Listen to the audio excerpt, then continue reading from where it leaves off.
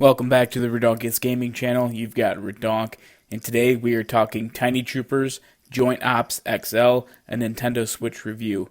But before we get too far into it, take a moment, subscribe to our channel, follow us on Twitter at Redonk Gaming, toss us a like on Facebook, and visit www.redonkulousgaming.com. Tiny Troopers Joint Ops XL joined the Nintendo Switch lineup on December 21st of 2017 and was originally released on November 18th of 2014 on PlayStation and Xbox. Tiny Troopers can also be found on Steam, with Tiny Troopers 2 released in May of 2017. If you're unfamiliar with Tiny Troopers, it's an arcade-style twin-stick shooter that has multiple campaign modes, and it is a single-player game with no online capability. Tiny Troopers joins other new twin-stick shooters for the Switch, such as Nine Parchments, Enter the Gungeon, and Hammerwatch. Tiny Troopers Joint Ops has 3 playable campaigns and a zombie survival mode. The campaigns each have 3 or more operations, each with roughly 10 maps or missions to play through. There are 4 different levels of difficulty to choose from, which makes it very accessible for gamers of all skill sets. The 3 campaigns are each good for 2 to 4 hours of playtime from start to finish. The campaign types are Soldier, Special Forces, and Zombie. Each campaign has several operations, and each operation has a number of missions to complete. The mission objectives change based on the map. Straightforward missions, such as clearing all enemy forces, ease you into action with your tiny forces. More advanced missions, such as search and rescue or bringing down communications towers, will force you to take advantage of supply drops in order to clear. One of the best features in Tiny Troopers is the ability to rank up your troops. In order to do so, they must survive missions to gain experience needed in order to earn the next rank. However, if one or more of your tiny troops does not survive a mission, then they are listed as killed in action or KIA unless they are revived with the medals that you find in the field. The neat thing about the ranking system is that if you start off by playing the Soldier campaign, but then decide that you want to work on the Zombie campaign, your troops will retain their rank in addition to any upgrades that you've acquired. Upgrades are obtained through purchases with points accrued by dispatching enemy forces or discovering dog tags. To gain more points and therefore more currency, you can earn multipliers by dispatching enemy forces quickly within a short sustained period of time. Points can accrue at a max rate of 4 times.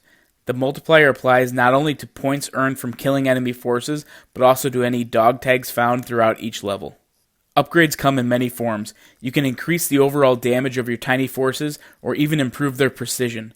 Other items, such as increased armor, come in handy, but one of the best upgrades comes in the form of rank. When you purchase a rank upgrade, you improve the baseline starting rank for any new troopers that join your campaign. As you progress through operations and missions, you're bound to have a fallen comrade or two. By purchasing the rank upgrade, the new soldier that replaces your tiny fallen buddy will start at a higher rank, which means improved units right off the bat. As you progress through each campaign, the missions will become notably more difficult. Missions that require you to dispatch enemy buildings will require a rocket launcher to make quick work of the structures. You'll have 2 options to ensure you have the firepower needed. Either call for a supply drop or hire a mercenary for a single mission. The special forces for hire come in a variety of flavors, from medics to machine gunners or even elite Delta forces. Each comes with their own unique skill set and with their own cost. You'll need to unlock their services with medals found in the field and then hire them using your points currency for the duration of 1 mission. And yes, there are zombies in Tiny Troopers. Some of them may even be on your lawn, but mutated plants cannot save you. The zombie campaign is shorter than the other campaigns, but the stages seem to take a little longer due to the increased number of enemy units. Zombies come in all shapes and sizes, and some can only hurt you in melee range, while others can do short-range damage via projectile or area of effect damage. The more addicting way to enjoy zombies in Tiny Troopers is survival mode. This mode is not all that unique from other games that have a zombie survival mode. At set increments, after a set number of waves, a new unit will open up and will be added to your tiny army. Random supply drops will fall into the battle, and your job is to survive as long as you can while collecting gold coins and bars to earn as many points as possible and set a new high score. Once you've completed all the campaigns, this will likely be the game mode that keeps bringing you back to Tiny Troopers. Tiny Troopers has been around in some form since 2012, so what makes this game a good fit for the Nintendo Switch? The game supports the Nintendo Switch's touchscreen playstyle should you opt to play the game in handheld mode.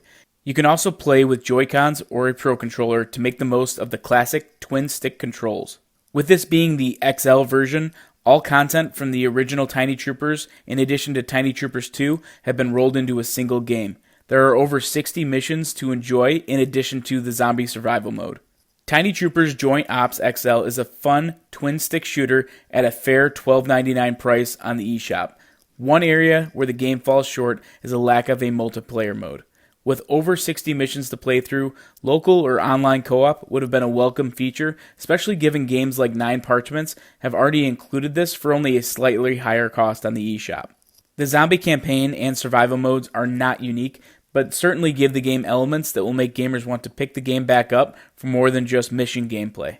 Overall, Tiny Troopers is a good fit for Nintendo Switch. The game has a reasonable amount of content, but no multiplayer game mode. Therefore, Redonkulous Gaming gives Tiny Troopers Joint Ops XL for Nintendo Switch a score of 7.4 out of a possible 10. Was this review helpful? Let us know in the comments section below. Take a moment, subscribe to our channel, toss us a like on Facebook, follow us on Twitter @RedonKGaming, and visit us at www.redonkulousgaming.com for more content like this.